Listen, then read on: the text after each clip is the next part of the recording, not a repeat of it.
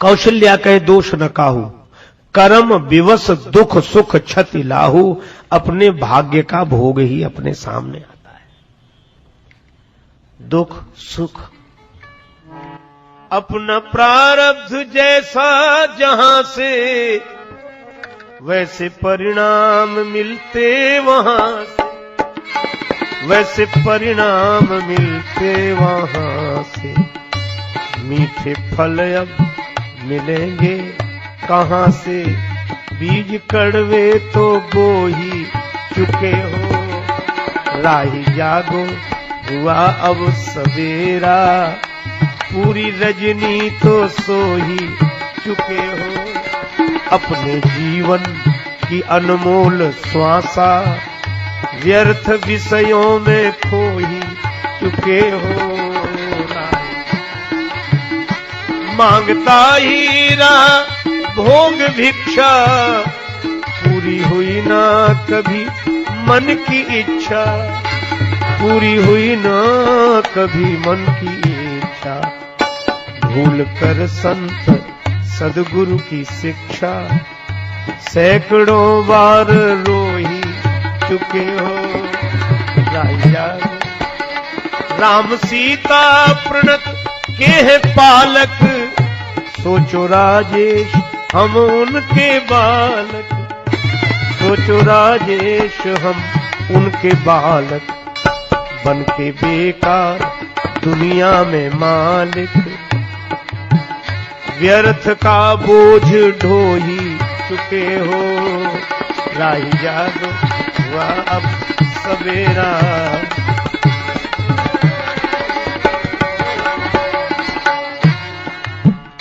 अपना प्रारब्ध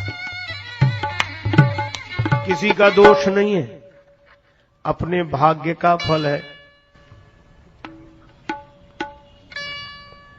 अच्छा, लेकिन कौशल्या जी राम जी को जन्म देने वाली माता है, ज्ञानमयी है, भक्ति मूर्ति है। वे कहती हैं कि किसी का दोष नहीं। ब्रह्मा जी के बहाने कैकेयी जी को लक्ष्य करके सबने बात कही थी, लेकिन कौशल्या जी ने कहा कि ब्रह्मा जी की कौन कहे, दोष न काहू, किसी का दोष नहीं। यह तो अपने भाग्य का भोग है। काऊ न को सुख दुख कर दाता, निज कृत कर्म भोग सब भ्राता। अपने किए हुए कर्म का फल ही व्यक्ति को मिलता है। अब लोग पूछते हैं कि हमने ऐसा क्या किया जिसका फल भोग रहे हैं इस जन्म में, तो लोग उनको समझाते हैं कि पिछले जन्म का होगा। आदमी मान लेता है होगा भाई, और जो वो कहते कैसे माने कि पिछले जन्म में हमने गलत किया तो उसका फल भोग रहे, तो समझाने वाले कहते हैं कि अगर नहीं किया था गलत तो भोग क्यों रहे हो, इसलिए जरूर किया होगा। तो अनुमान और शास्त्र प्रमाण के आधार पर पूर्व जन्म के फल को आदमी स्वीकार करके संतोष ग्रहण कर लेते, भैया अपना भाग्य है क्या करें। लेकिन एक आदमी ने तर्क किया, कुछ लोग हैं जो पूर्व जन्म पुनर्जन्म मानते ही नहीं, कई लोग नहीं मानते।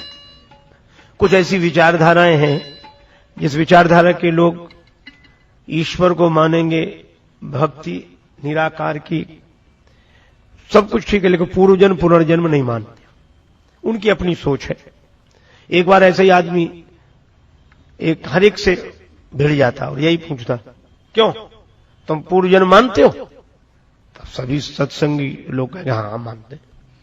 बोले तो मानते हो पूर्व जन्म में? पूर्व जन्म मानते हो? बोले हाँ। तुम्हारा अभी हुआ होगा पिछला जन्म? हाँ हुआ था। तो बोले बताओ तुम कौन थे पिछले जन्म में? अब कौन क्या बता दे, पता ही नहीं है। थे जरूर, ऐसा अनुमान लगता है और शास्त्र भी स्वीकार करते हैं, इसलिए मानना पड़ता है कि थे जरूर, लेकिन कौन थे ये याद नहीं।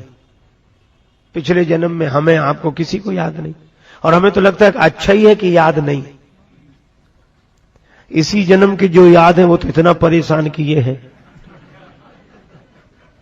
उन्हीं के मारे चैन से नहीं रह पा रहे। और कहीं पिछले जन्म के भी याद होते।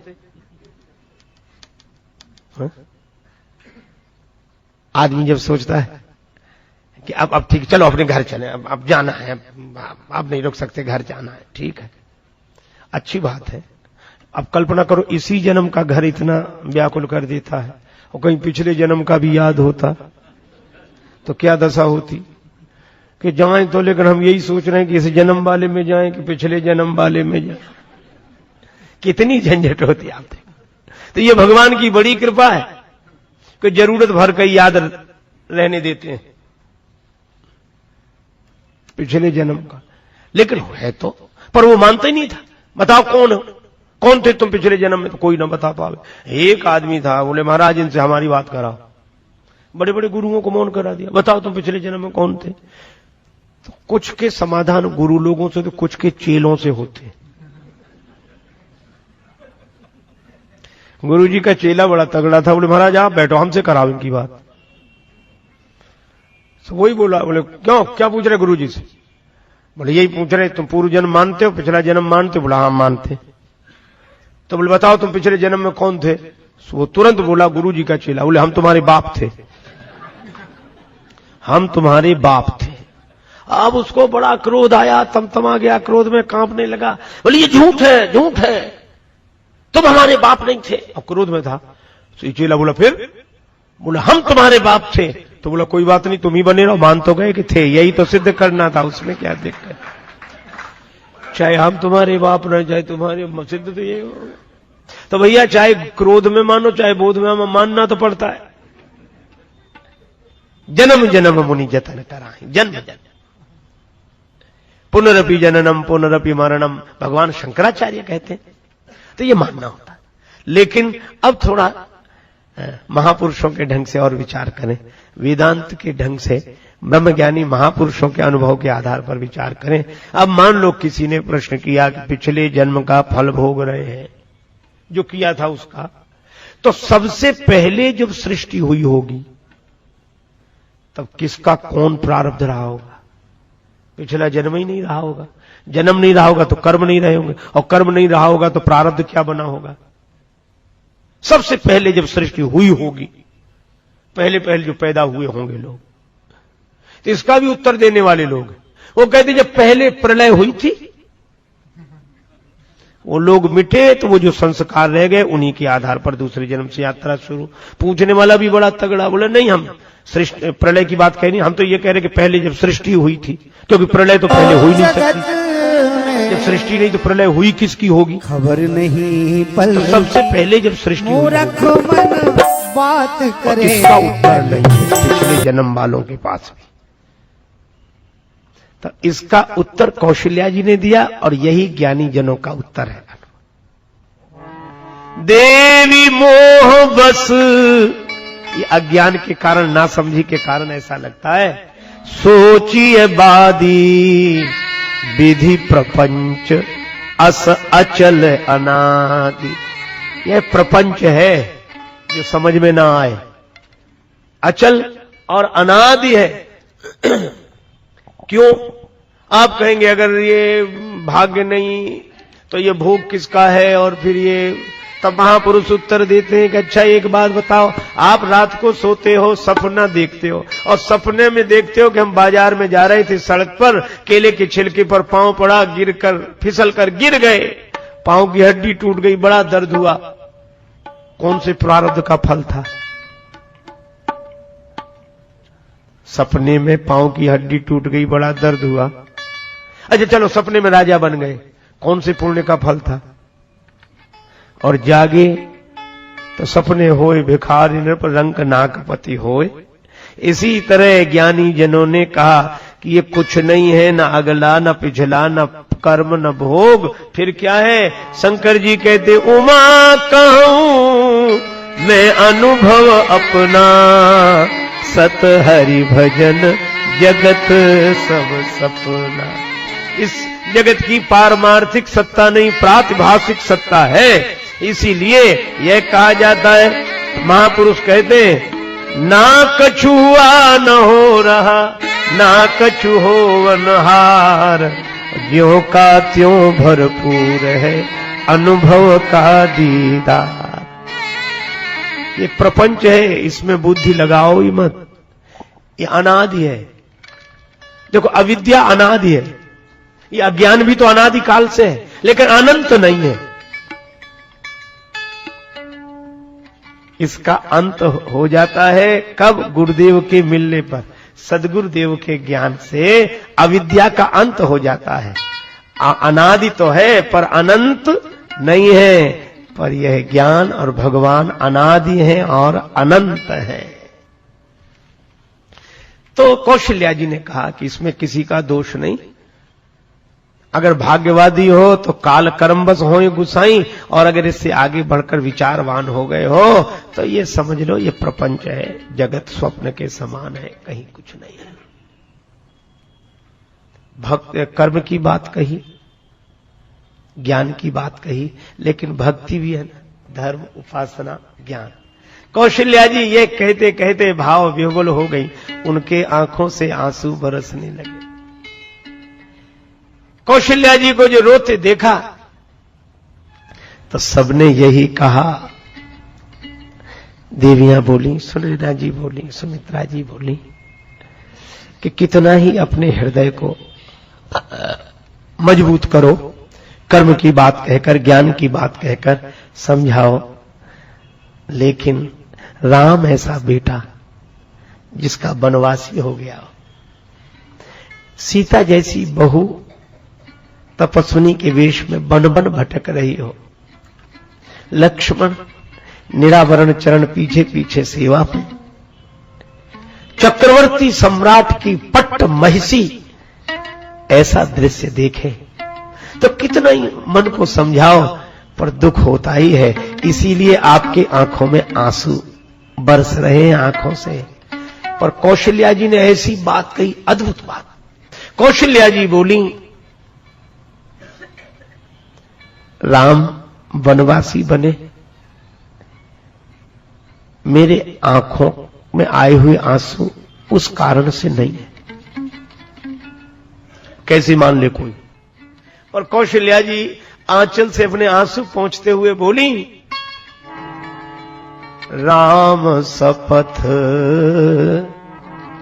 मैं कीन न काऊ। कौशल्या जी बोली, मैंने आज तक राम जी की सौगंध नहीं की, आज तक। दशरथ जी ने तो राम जी की सौगंध करके वचन दिया, पर मैंने राम की सौगंध कभी नहीं खाई, सौगंध नहीं की। लेकिन आज चित्रकूट जैसे पवित्र तीर्थ में राम की सौगंध कर रही है। राम शपथ मैं कीन न काऊ, सो करी कहूं सखी सति भाव। क्या यही राम जाहि बन, राम जी वन को चले जाएं, इसका मुझे दुख नहीं है। लक्ष्मण जानकी बन जा रहे हैं, दुख नहीं है। फिर आंसू क्यों? राम जाई बन राज तजी, भल परिणाम न पूछ। आंखों में आंसू क्यों? मैं राम की सौगंध करके कहती हूं, इस चित्रकूट जैसे तीर्थ में राम के वन जाने का मुझे दुख नहीं। फिर आंखों में आंसू क्यों? गहवरी ही कहे कौशिला, मोही भरत कर सोच। मुझे तो भरत की चिंता है, भरत का दुख है मेरे मन में। भरत का क्यों? अब कौशल्या जी आंसू नहीं रोक सकी, कहने लगी, महाराज दशरथ अब नहीं है, पर जब थे तब अयोध्या नरेश महाराज दशरथ बार बार एक ही बात कहते हैं। जब मेरे भवन में विश्राम करते, मैं उनकी चरण सेवा करती, तो कभी कभी भाव विह्वल होकर अयोध्या नरेश महाराज दशरथ उठकर बैठ जाते और कहते, कौशल्या कुछ कहना चाहता हूं। हां कहिए।